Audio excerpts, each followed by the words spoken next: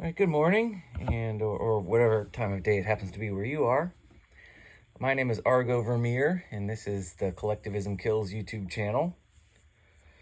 Or I think the actual official name of the channel is Argo Vermeer, but the tagline is Collectivism Kills. This is the channel that's associated with my blog, unreformingtheology.com, where I talk about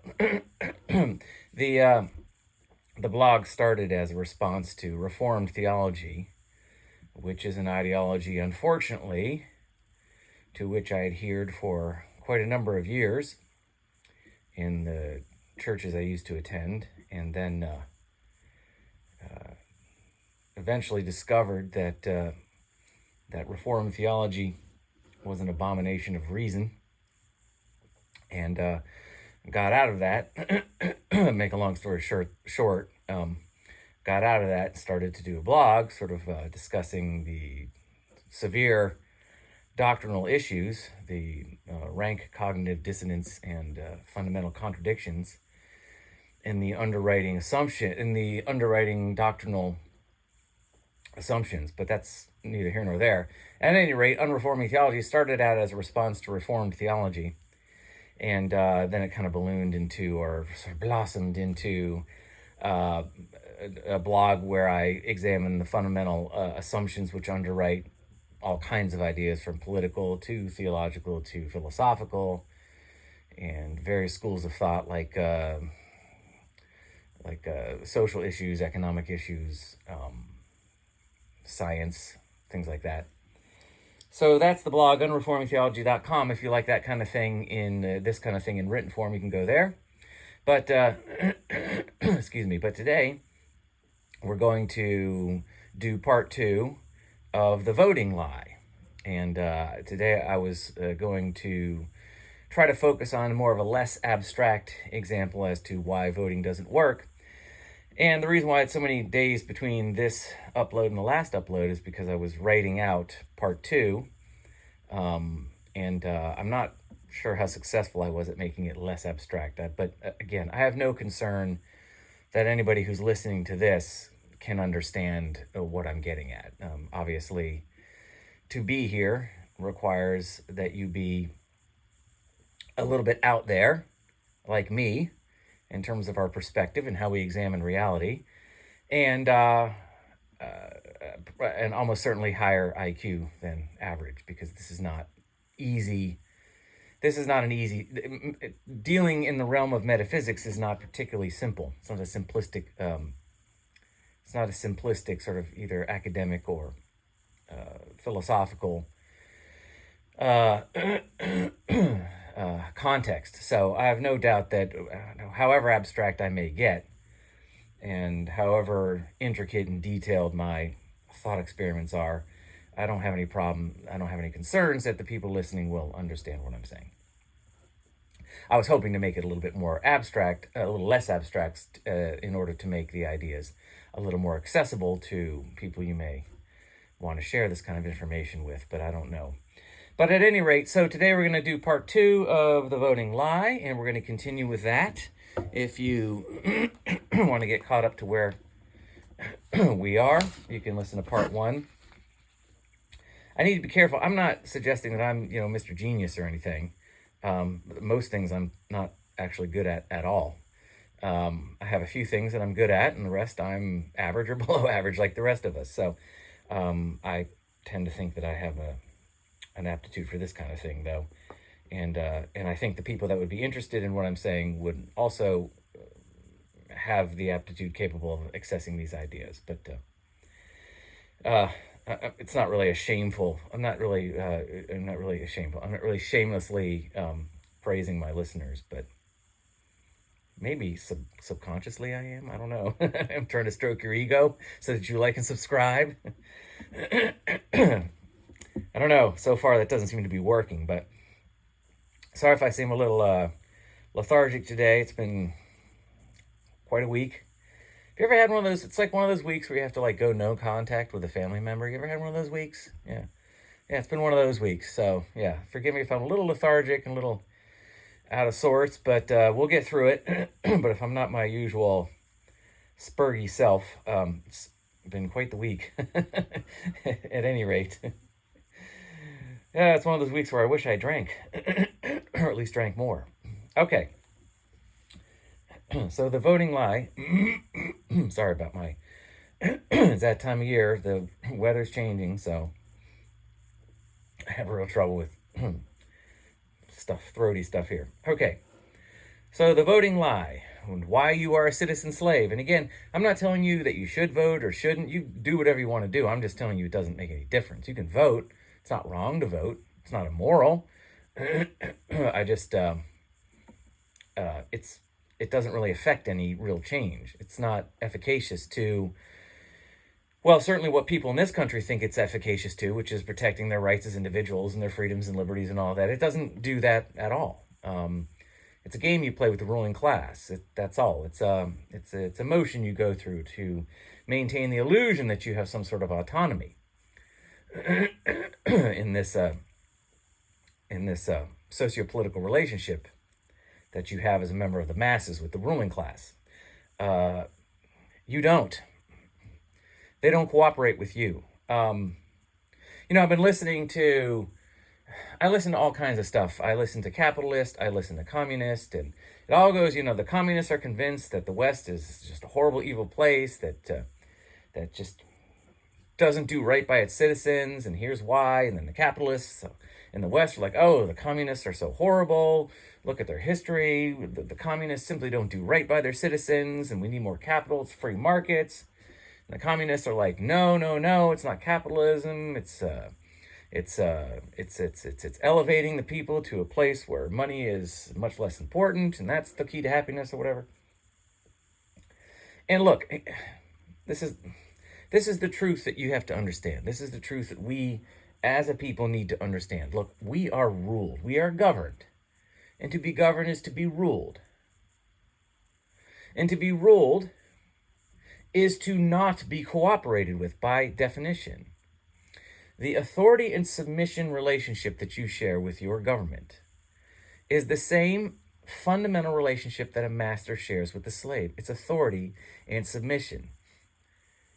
The idea that you can take slavery and blow it up to the size of a nation state and give the slave the right to vote for his master somehow makes the slave not a slave anymore.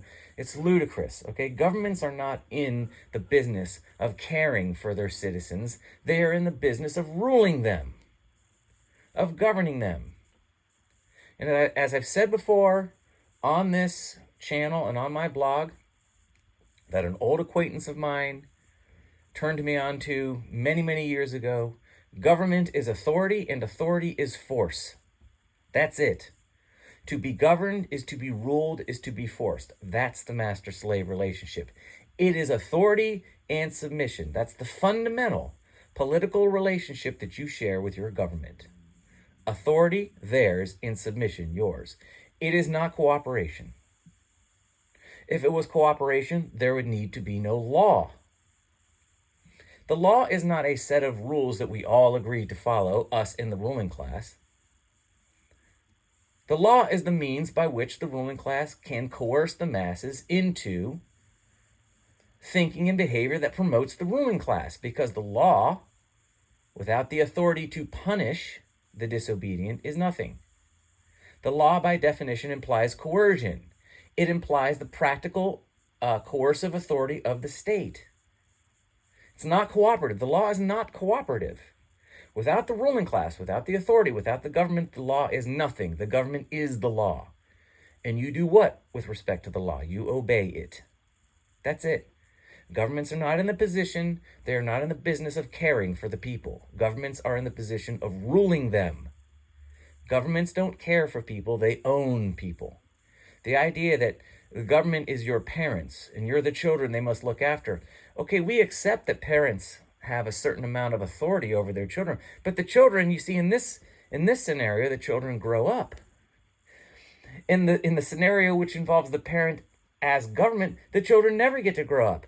If you are in a situation where the parent is perpetually the parent and the child never gets to grow up, it's no longer parent-child, it's master-slave.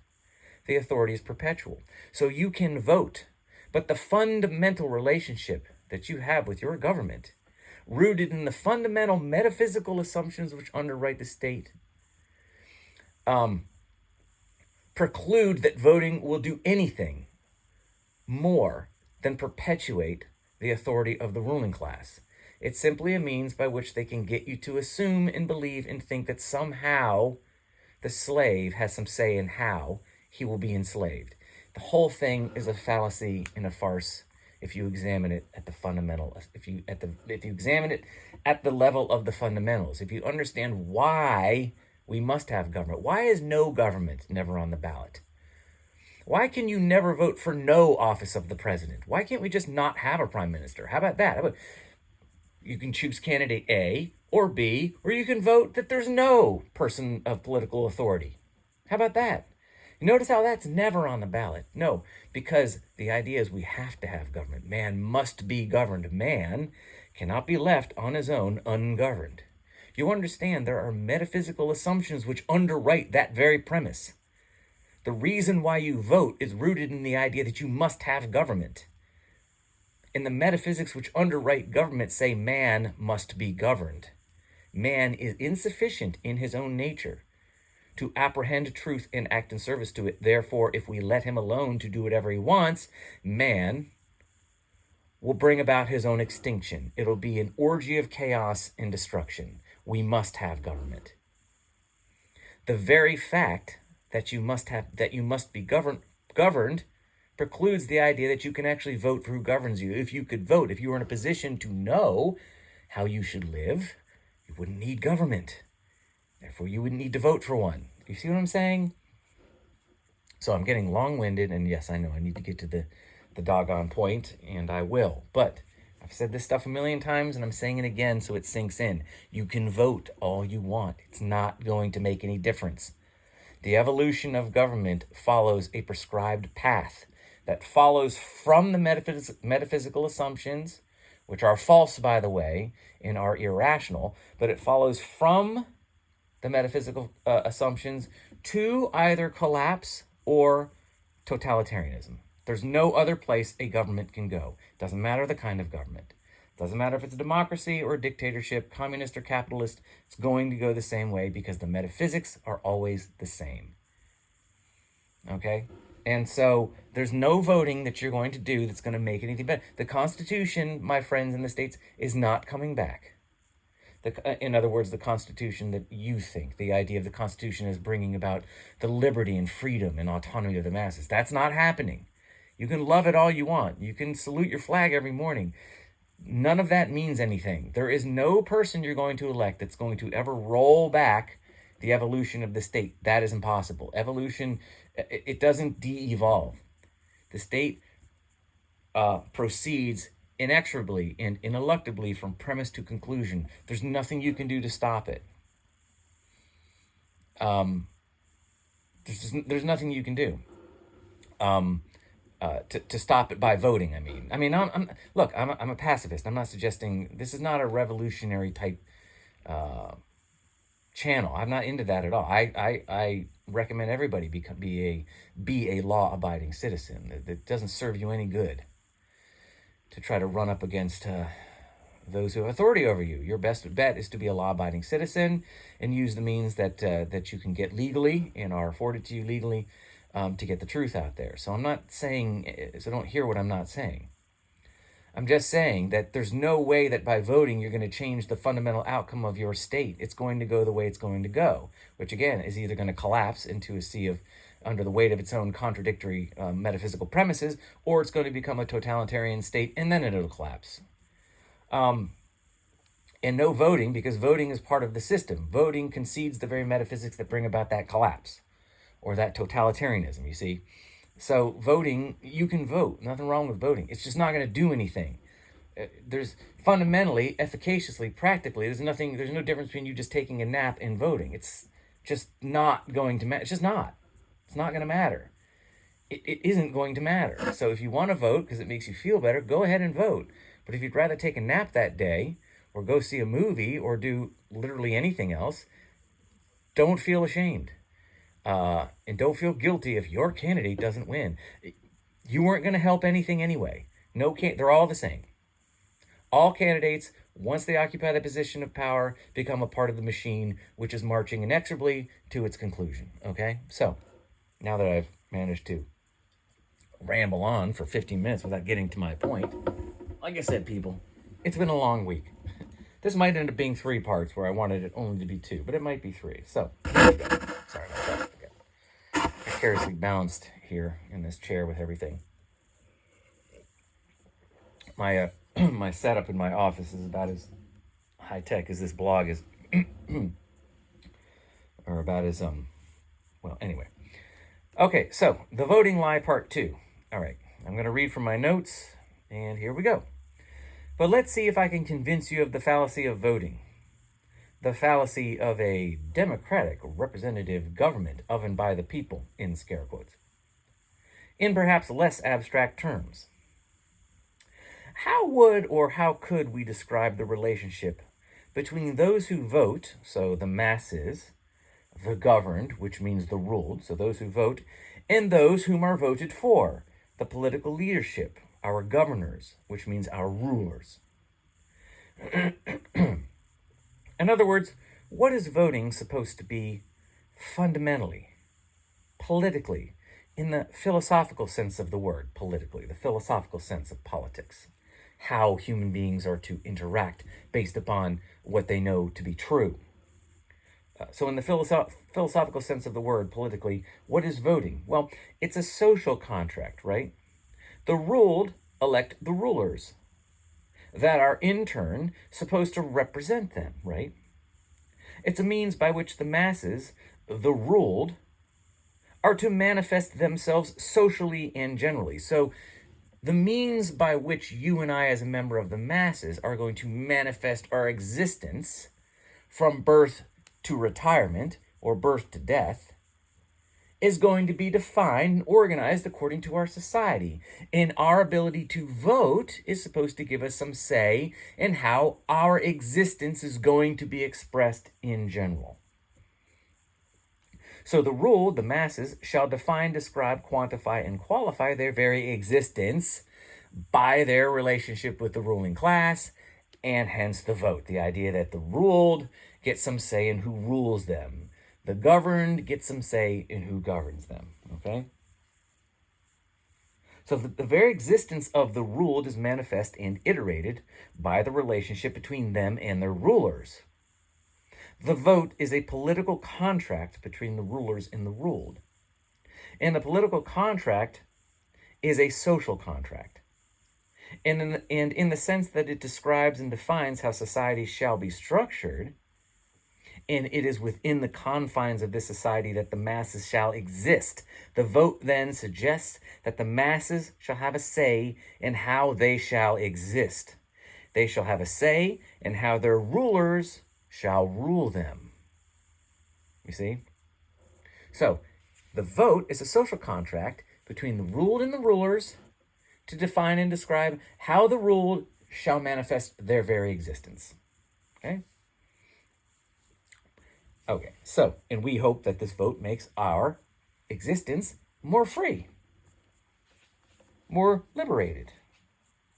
So the irony in this idea, the hypocrisy, the contradiction that the ruled shall have a say in how the rulers shall rule them, the hypocrisy, the contradictions, and the cognitive dissonance, this could fill a college course itself. But let's say, for the moment, let's ignore the contradiction, the irony, and the contradiction, and the cognitive dissonance inherent in the idea that the ruled are going to have a say in how they shall be ruled.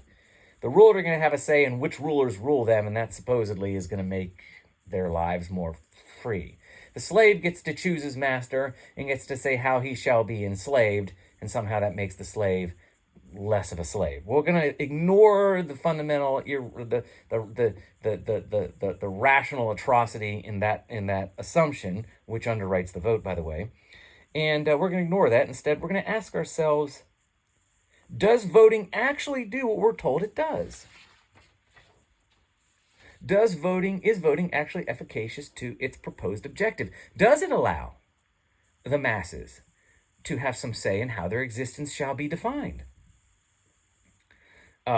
Does it actually make them more free? Does it make them actually able to live a more free, less enslaved, sort of less ruled, less governed existence?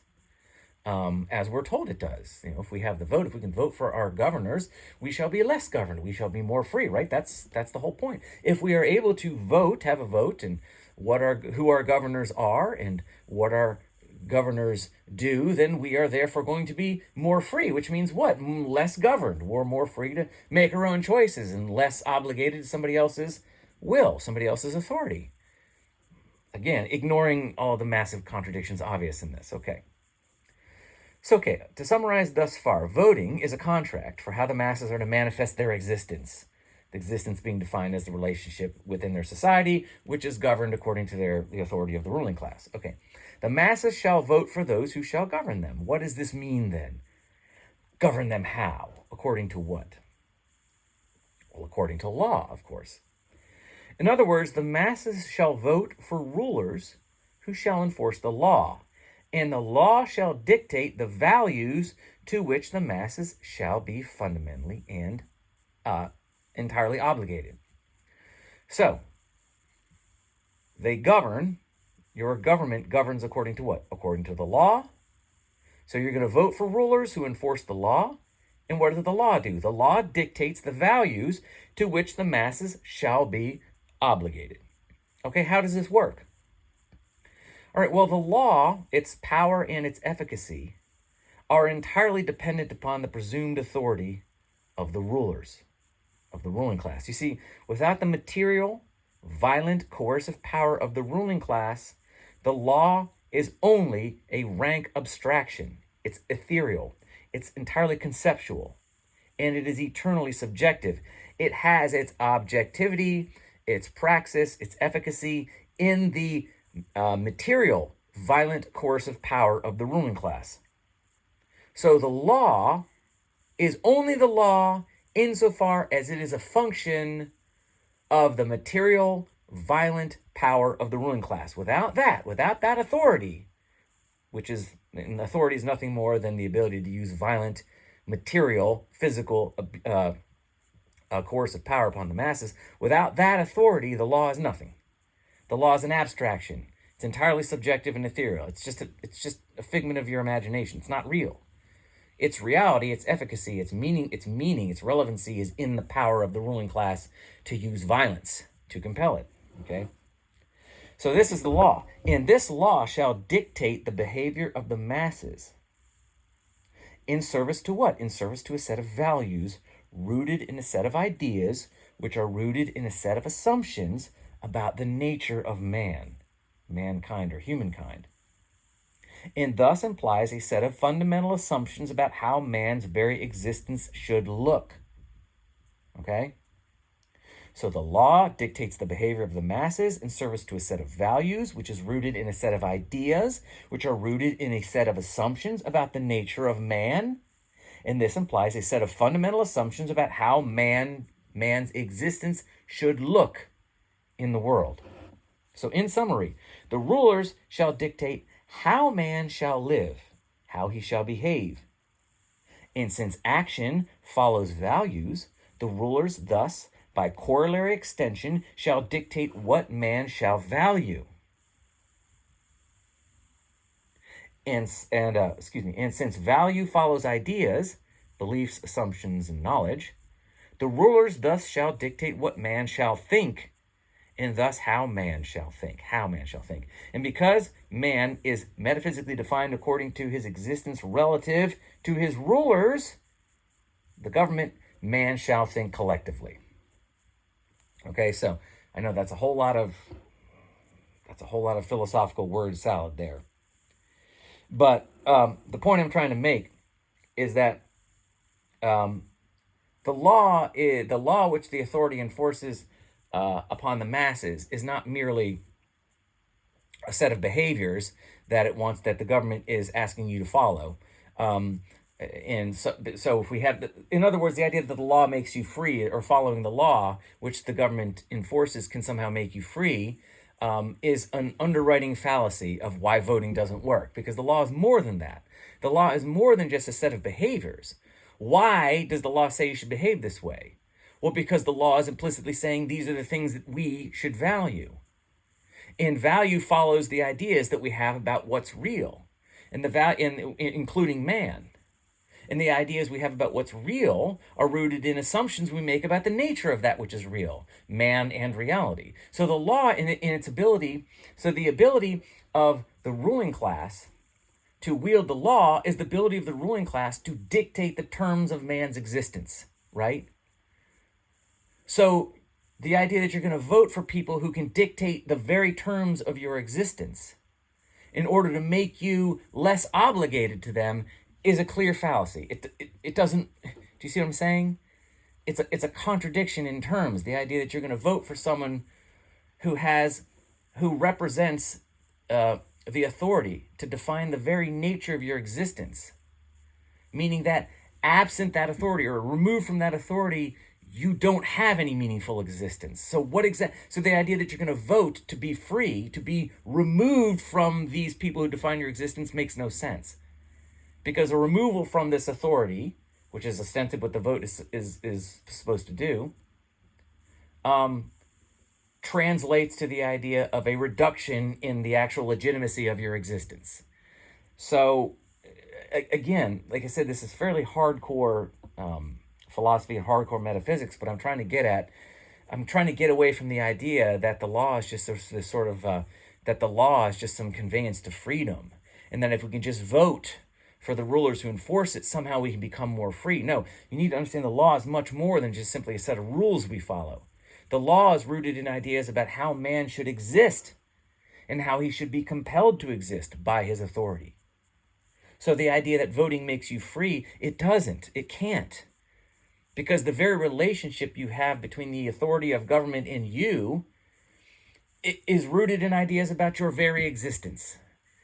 You are compelled into the authority of your government because according to your very existential nature, you have to be. Because on your own, you're nothing. You can't exist. So the idea that you're going to vote to make yourself more free, meaning more removed from this authority, is nonsense. So I hope this is making sense. Again, this is not a low IQ site. I'm not trying to ascribe a moral value to the ability to apprehend complex ideas. I'm not, but I'm just saying that this is not easy listening. This is not a plug and play ideology. This is not talking points. This is not who's better, Trump or Biden. Who's right or wrong, the communist or the capitalist. This is not that. This is much more complex than that. And so, yeah, you definitely have to have your thinking cap on for this. And it's hard for me to explain because it's hard. Like, part of it is I'm not the greatest speaker in the world. I understand this. But hard material is hard to present. Very highly complex material is difficult to present and make accessible. It's just its nature. So I do appreciate anybody who is sticking with me and hanging in there. Because this is not easy. And it takes someone with an enormous amount of patience as well as an abundance of intelligence to really stick with ideas this complex. And again, like I said, I'm not trying to toot my own horn. Like most things I'm terrible at. But I do seem to have a grasp of this. But if you saw me on the street, believe me, I would look like just another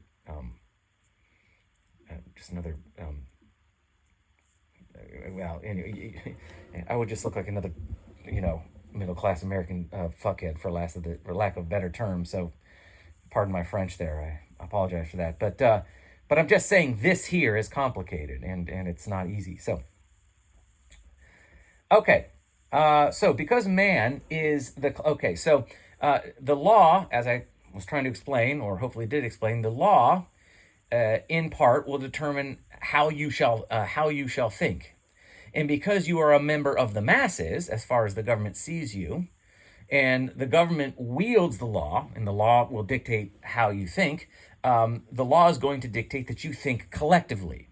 So as far as the law sees you, and by extension your government or your ruling class authority, they see you as the collective masses. The government doesn't see individuals.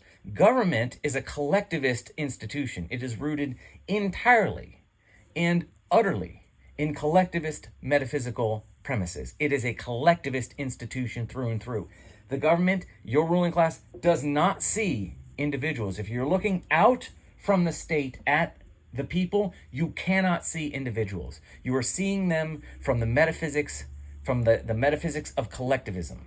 You're not seeing individuals, you are seeing groups. So as far as the law is concerned, and as far as the government is concerned, you are the collective masses, and you shall be taught and coerced into thinking collectively, because that's what you are as far as the government is concerned, because that's your nature. Those are the metaphysics which underwrite government. It is a collectivist institution, period, full stop. Any time the government or the ruling class ever tries to speak of individual rights, liberties, it's all bromide. It's all a bromide. It's all propaganda. It's all deception. It's all nonsense. Government does not see individuals. It sees groups. It sees whites. It sees blacks. It sees immigrants. It sees immigrants. It sees non-immigrants. It sees lower class, middle class, upper class. That's what it sees. It doesn't see you, qua you. There are no individuals. You are the collectivized masses. There are no individuals. There is just the collectivized masses. So, thus, voting is inexorably a social contract rooted entirely in collectivist metaphysics, because voting is a function of the state, and the state is rooted entirely in collectivist metaphysics. Ergo, voting is rooted in collectivist metaphysics. Individuals don't vote as far as the state is concerned, the government, your rulers. Groups vote. Individuals do not vote. They don't see individuals voting. They see groups. They see constituencies. They do not see individuals voting. They see groups voting. Voting is a collectivist practice, period. It has nothing to do with the individual.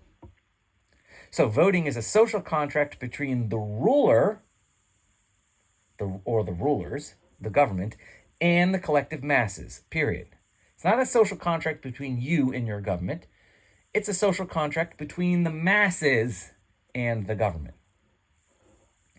So voting is a social contract which does not and cannot recognize the existence of the individual. Thus, it is important to remember that you, qua you, don't vote. The government does not see you as voting. There is no you. You've got to understand this. There is no individual as far as governments are concerned, because the individual is anathema to the collectivist metaphysics which underwrite government. You don't get to vote. You don't vote. The group votes. There is no you. Okay? So voting is a social contract, so you need to understand your government does not see you. It does not care about you. This is why governments, when you have ruling classes that have been ruling classes for so long, they can so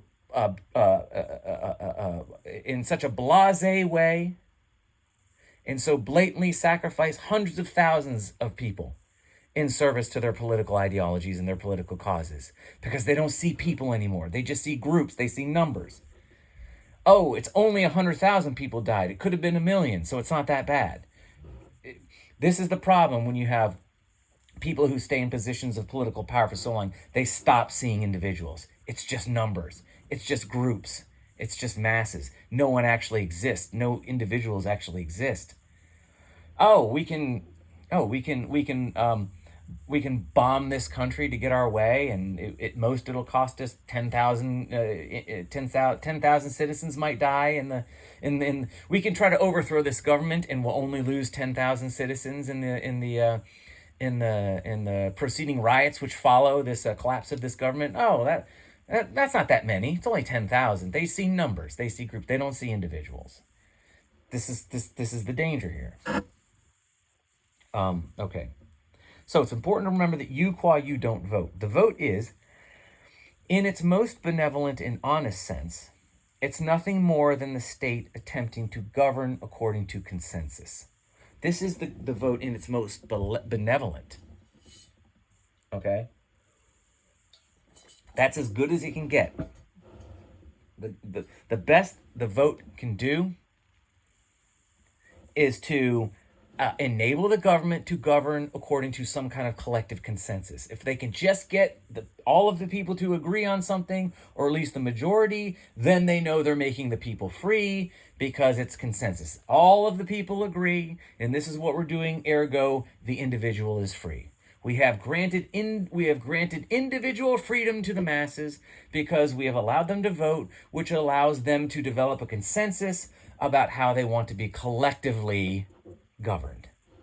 Do you see the contradiction here? We're going to make individuals free by allowing the masses to have a say in how they shall be collectively governed under law. Do you see the contradiction? There's nothing of individual freedom in the vote at all. Okay? And that's the vote at its most benevolent and honest sense. The government goes, well, we'll just let the people decide what they want us to do. Either all the people will decide how they want us to, or we'll at least go on the majority, right? That's fair. We'll let the majority decide how they should be ruled.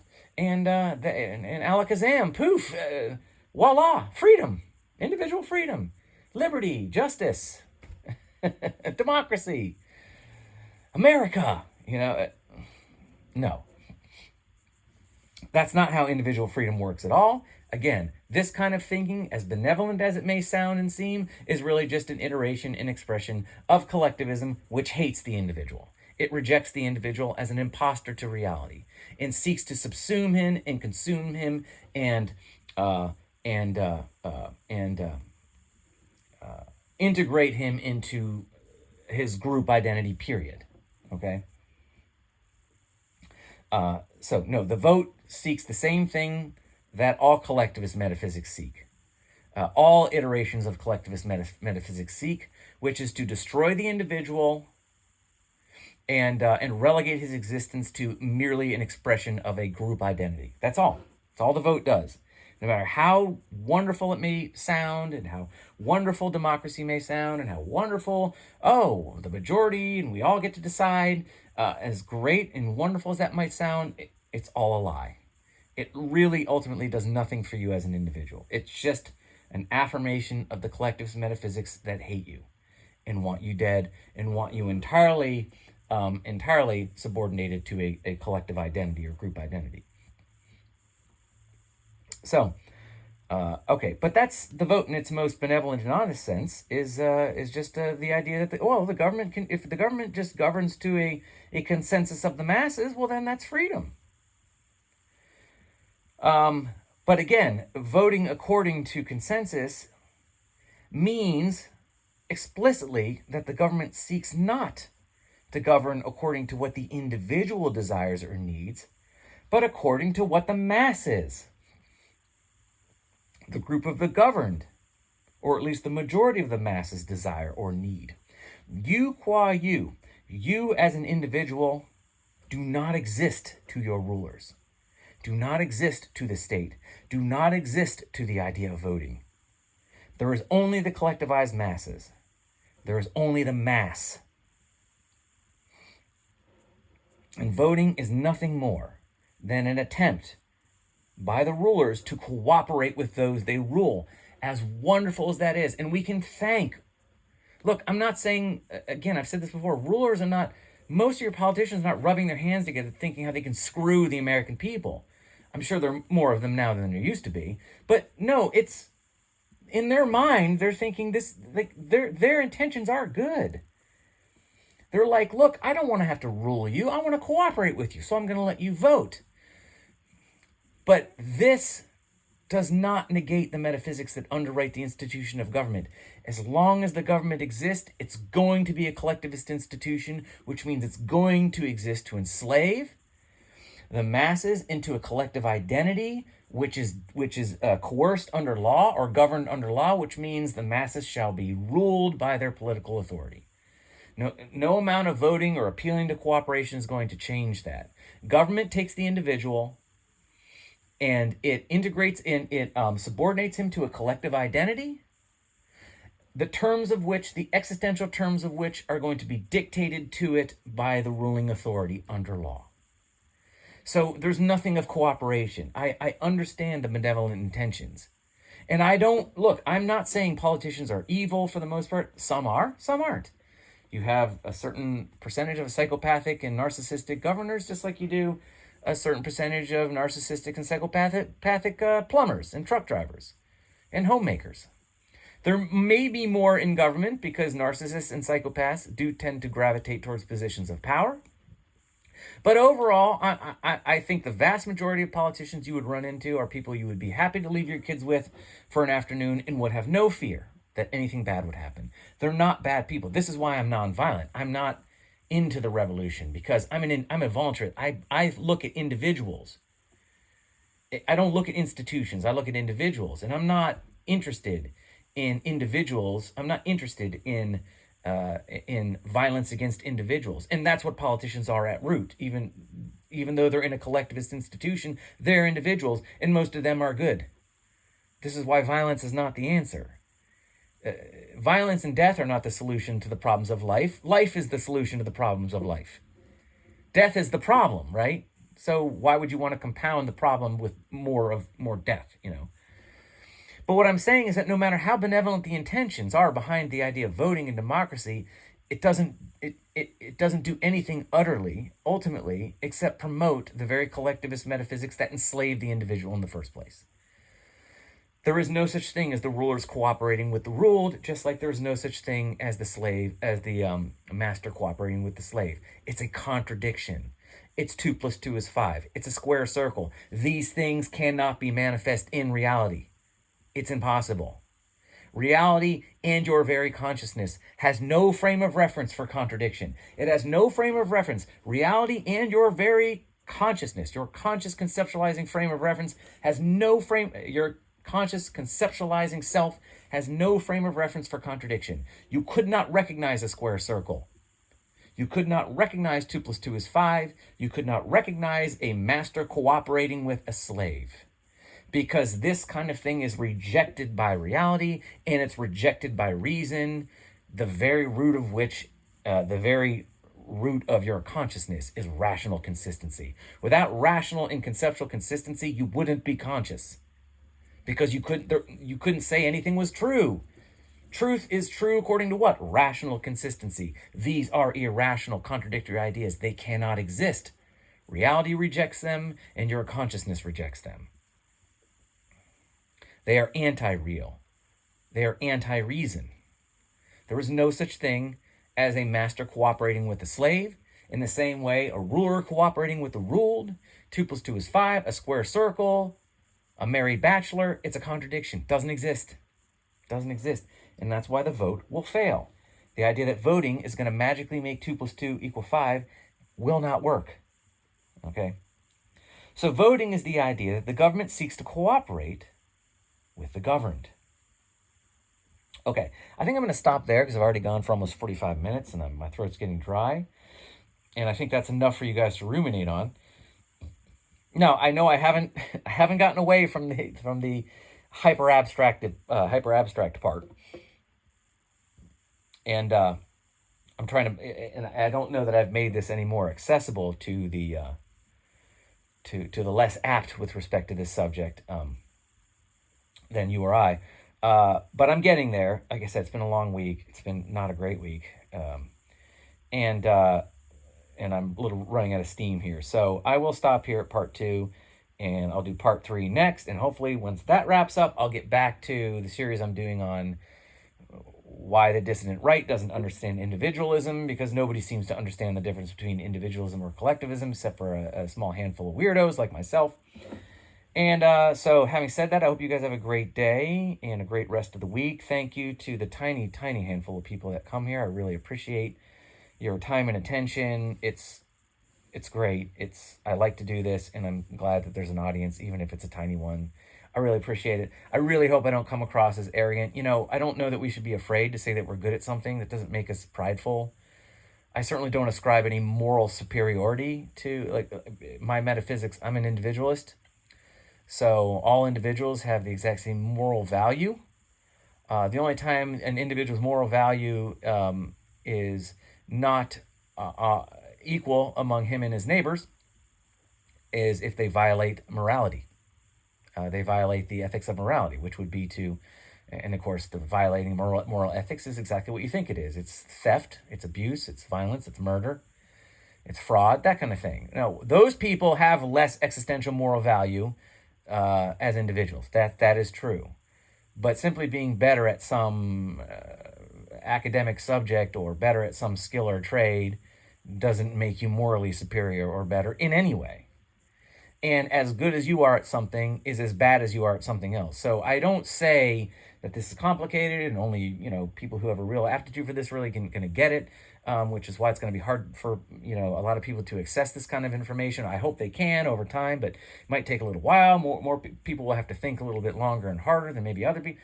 That's not me trying to be arrogant. Again, always remember, as good as you are at something, you're as bad at something else. So for everything I'm good at, I'm horrible at something else, and actually I'm horrible at more things than I'm good at. So really got to be careful. I don't want to come across as some arrogant jerk. I'm not. I'm really not. But the things we're good at, and we shouldn't be ashamed of that. And yeah, I think I've made my point. All right, so part 3 coming up next. I will leave you to whatever you have going on the rest of your day. Thanks a million for listening.